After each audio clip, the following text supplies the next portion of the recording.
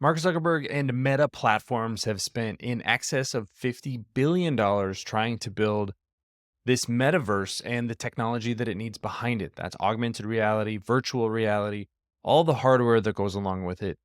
And it's very difficult to see that there's going to be any sort of payoff for that investment, especially when you compare it to the amount of money that a company like Apple has put into developing the Apple Vision Pro. Now, we don't have a specific numbers from Apple, but the amount of money Apple spends on all of its research and development every year is only about twice as much as Meta loses just on Reality Labs alone. So I want to dig into some of these numbers and give a little bit of context for just how much money Meta is losing on Reality Labs. I think that they would be better off just getting rid of this platform, spinning it off to a company that's funded on its own and focus on what it does best, and that is social networking. But Mark Zuckerberg controls this company, so I don't think he's going to do that, being this Meta Platforms, which they renamed the company for, is really his baby. So I'm going to dig into all that today. My name is Travis Hoium. Thanks for watching Asymmetric Investing. Please subscribe here on YouTube for all my content. And thanks to this video sponsor, The Motley Fool. Check out fool.com/ASYM for their top 10 stocks to buy right now. And I want to start with the chart that really brought up this idea to me. And this is a look at Reality Labs revenue in blue and operating losses in orange. You can see that in a little less than 5 years, the company has lost just a tremendous amount of money, and those losses just continue to grow. Even in this year of efficiency, Meta Reality Labs losses over the last 12 months, nearly $16 billion. When you add up all these losses, you get to $46.5 billion in operating losses. On top of that, Meta paid about $3 billion for Oculus when it acquired that company, actually paid stock for most of it. So that was a dilutive force. And given how well the stock has done over the last decade, it would have been a great move not to make that acquisition and get into this business.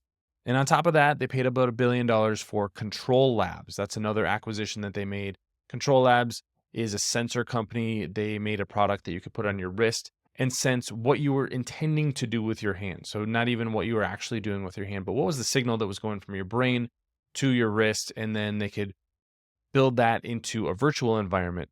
Very, very cool technology, something that you could see being used in the future in virtual reality or artificial intelligence. But the problem is people just simply aren't buying these products. Over the past year, $1.55 billion worth of revenue for Reality Labs. And let's get into exactly what those products are and why they may not be all that successful right now.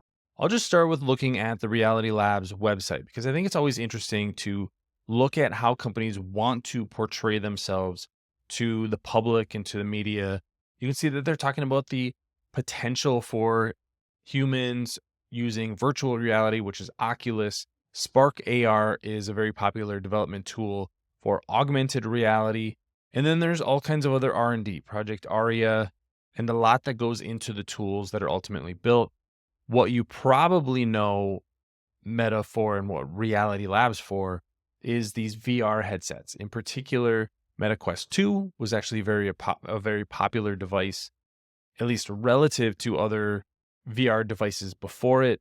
There is now the Meta Quest 3, a little bit higher end, a little bit higher price point, and then they introduced the Meta Quest Pro. I think it's hard to argue that that has been a successful product. It was a much, much higher price point, much better performance and fidelity, but just didn't sell in very big numbers. So you can see that Meta Quest 3 right here. Meta Quest 2, they're starting to discount for the holidays, and Meta Quest Pro. The use cases that they're highlighting, I think, are also really interesting. Social is something that obviously Mark Zuckerberg and Meta have really pushed with virtual reality. Doesn't seem like there is a lot of traction there, though. There's not a lot of people who are saying, hey, we are connected on Facebook, and now let's connect in virtual reality. Roblox is a game that you can now access on the headset. But again, it's kind of an ancillary use case for Roblox. It's not really a core use for them and the people that are using that product. Gaming is also a great use for virtual reality headsets, but a lot of what they're doing in gaming and entertainment and fitness is actually fairly old. Some of these games like Beat Saber right here, this is one that is still highlighted on the website. Beat Saber came out in, I think it was 2016 or 2017. So a very, very old game and is not developing in nearly the way that I think a lot of people anticipated if you were going to go with that lower price point. If you're going to go with a higher price point and have more fidelity, be a little bit less accessible for the average person, there's a lot that you can do with virtual reality. But at that lower price point, and headsets have sold for as little as $200 from Meta, they just haven't been able to get to the kind of scale where you would attract developers and really get that virtuous cycle going where there's more people in headsets, there's more developers building tools for those headsets, which then attracts more people, and on and on. So that really has not gotten going for Meta. The other place that they're putting a lot of money is into these Ray-Ban glasses. These are going to be a little bit more like the Snap spectacles, so you're going to be able to capture pictures and videos. There's even the ability to talk to an artificial intelligence. So they're showing some of the things here. Live streaming is something you can do with these glasses. Capture, which you would expect from Meta and from a Meta device. Listen, because there is speakers in the glasses, so you can actually listen to music. There's of course calling, so a little bit like AirPods. And I think arguably the most interesting use case is going to be for artificial intelligence. Mark Zuckerberg has talked about this before. Basically said we did not intend for AI to be something that was going to mesh well with Reality Labs.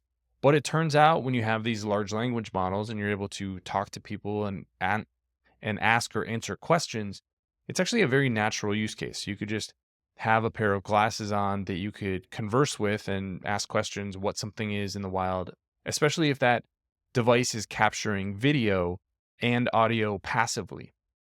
So you could ask what something is in the real world. You can even ask it to remind you somebody else's name. I think that could be an interesting use. But this is also a video capture device, which is a little bit controversial if you're just wearing it into a restaurant or a public place. So these are the products that Meta has tried to make into a big business, and it really just hasn't caught on well. Thanks to our friends at The Motley Fool for sponsoring this video. Visit fool.com/ASYM for the top 10 stocks to buy right now. So you add all of this up and you get a $50 billion investment for Meta into virtual reality, augmented reality, these glasses, and even some artificial intelligence. But what is the payoff? And I think that's really where we have to question what Meta Platforms is doing, building a platform for the metaverse.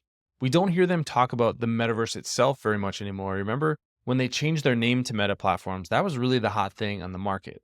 So maybe it made sense at that point to have some sort of metaverse that you can interact with, but it is not attracting users or developers. And that's really ultimately the challenge. So I think this has become a real money sink for Meta Platforms as a company. And this should really just go back to being Facebook and the social network business. There are a lot of really interesting things going on in virtual reality, in augmented reality, in artificial intelligence. But sometimes the big companies are not necessarily the right companies to develop that kind of technology. And I think that's where we are with Meta Platforms today. We have interesting things coming out from Apple with their Apple Vision Pro.